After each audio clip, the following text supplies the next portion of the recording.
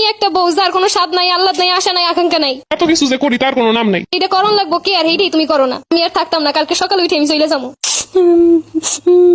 এবার সারা রাত কানবো। ও ওঠো, তোমার জন্য চা বানাই নিয়ে আসছি। আজব তো। কি গো, ওঠো, চা নাস্তা বানাইছি, খাবা না? এই বেটার কি হইলো, সুবিধা মনে হইতেছে না। আবার বৃষ্টি দিয়ে এলো নাকি? দ্রুত খাওয়া দাওয়া করতে হইব, বাইরে যাবো। তুমি না বলছিলা তোমার কি কি লাগবো? এগুলো মোটেও সুবিধা না, আমার ঘুম করে দিব হয়তো। এখনো রাগ করে আসছো? বলছিলাম সকালবেলা উঠে চলে যাবো, সকাল হয়েছে আমি চলে যাবো। কোথায় চলে যাইবা? আমি তোমার জন্য আরো 10 দিনের ছুটি নিছি। 10 দিনের ছুটি নিচ্ছে, তার মানে আমার ঘুম করে দিয়ে পালাতক হইব। চিন্তা করছি তোমার এলে 3 দিনের জন্য কক্সবাজার ঘুরতে যাবো। ওরে বুদ্ধি, আমারে কক্সবাজারের পানিতে ভাসায় দিব। না না না, দ্রুত চলে যাই তুই বেহেন দিয়া। আরে এত কি ভাবতাছো? উঠো, খাবারটা খাও। আমি চাইতেছি খাবার বানাইতে। আরে আমি তো খাবার বানাইছি, তুমি আবার এখন কি বানাবা? না না, আমি তোমার বানানো খাবার খাইতাম না, আমি আমার খাবার বানাই খামো। তুমি সকালবেলা ওইটা কাম করবা, এটা আমার সহ্য হইব না। তোমার কষ্ট হইব লেগে আমি খাবার বানাই নিয়ে আসছি, আর তুমি যদি এখন না খাও, তুমি যদি না খাও তাহলে আমিও খামো না। ভাবছি দুজনে 1 প্লেট দিয়ে খামো, তোমারে খাওয়াই দিব আর আমি খামো। বিষ হইলে তো আর 1 প্লেটে খাইতে চাইতো না। কেমন হয়েছে আমার বানানো খাবার? ভালো হইছে।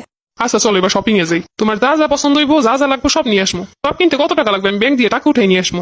এক রাতে এত চেঞ্জ না, স্বপ্ন দেখতাছি। ব্যাংক দিয়ে টাকা তুইলাই না নাকি শপিং করাইবো? দিন ভূতে বস টস করলো নাকি? কি গো, ওঠো, লেট হয়ে যাইতাছে। আজকে দুপুরে বাইরেই খাবো। এটা কি পাগল টাগল হয়ে গেল নাকি? ওই যে ফুচকা আছে, ফুচকা খাবা? বাপরে বাপ, ফুচকাও খাওয়াইতেছে। তোমার জানার কি কি খাইতে ভালো লাগে?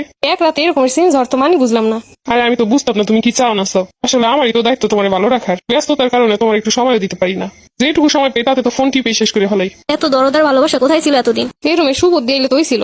আরে ভাবছি এরপর থেকে তুমি যা চাও তাই করার চেষ্টা করবো। আমার এবার মাইরে টেরে ফালানোর চেষ্টা করতেছো না তো? আরে তুমি এগুলো কি কো? আমি তোমার কেন মাইরে ফেলামো? তোমার মাইরে ফেলালে আমি কি বাঁচবো? তুমি কি খাবা?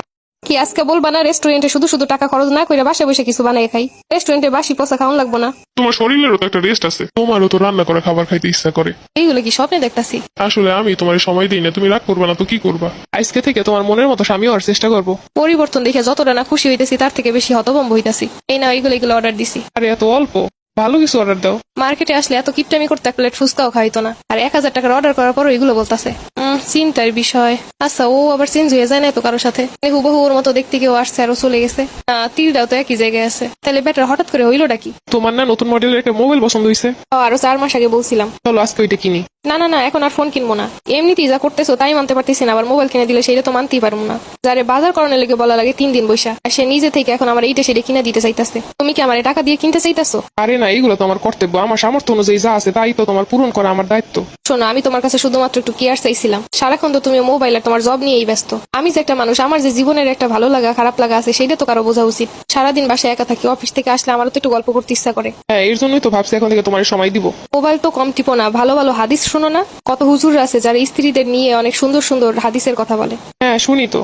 বউয়ের সাথে কথা বলা সুন্নত, বউয়ের দিকে হাসি দিয়ে তাকানো সুন্নত, বউয়ের সাথে ঝগড়া বাদে যাই করবে সবকিছুই সুন্নত। ভালো কাজগুলো তো আর দেখবা না, বোঝার চেষ্টা করবা না। আজকে তুমি যদি হাদিসের অনুযায়ী চলো তাহলে 2 দিন পরে আমাকেও তুমি হাদিসের লাইনেই চলাইতে পারবা, কিন্তু নিজেই যদি হাদিসের বাইরে কাজ করো তাহলে আমারে কিভাবে অন্যভাবে তৈরি করবা? হ্যাঁ, বউদেরও তো স্বামীদের প্রতি অনেক কর্তব্য আছে। তাই তো বললাম, শুধু নিজের বেলায় হাদিসের খোঁজ নাই, অন্যের বেলায় খুব হাদিস দাও। নিজে ইসলামের পথে চললে বউ এমনিতেই ইসলামের পথে চলে আসবো, পর্দা করবো।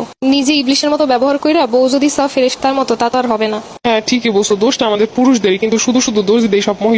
ভুলটা এতদিন আমারই ছিল। মনে রেখো, আমার সাথে যত খারাপ ব্যবহার করছো, যাই করছো, অবহেলা করছো, আমি যতদিন ক্ষমা না করবো ততদিন পর্যন্ত তুমি সেই পাপ থেকে বের হইতে পারবা না। আমি তো মাত্র চেষ্টা শুরু করছি তোমাকে ভালো রাখার জন্য। এতদিন কইছিল তো ভালো রাখা? এতদিন তো বুঝতে পারি নাই, কিন্তু যখন থেকে বুঝতে পারছি তখনই তো তোমার কেয়ার নেওয়া শুরু করছি।